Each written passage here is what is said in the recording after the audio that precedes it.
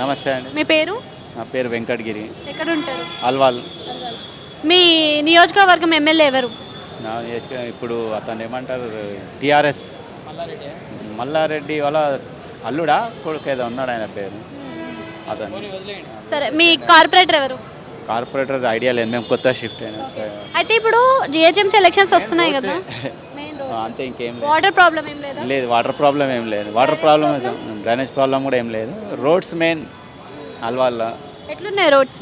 అంతా గుంతలు పడి అది ఇది ఉన్నాయి. రోడ్స్ వేయలేరు, అదే టీఆర్ఎస్ చేసిన రోడ్లే ఉన్నాయి అక్కడ. ఇప్పుడు మళ్ళీ టీఆర్ఎస్ వాళ్ళే ఉన్నారు కదా, బీఆర్ఎస్. మాది అంటే వాళ్ళ గవర్నమెంట్ లేదు కాబట్టి ఇక ఏం డెవలప్మెంట్ ఏం లేదు, ఓన్లీ రోడ్సే.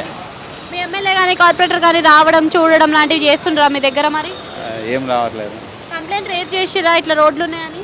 అంత టైం లేదు మాకు. ఇప్పుడు మళ్ళీ జిహెచ్ఎంసీ ఎలక్షన్స్లో ఏ పార్టీ వస్తే బాగుంటుంది అంటారు?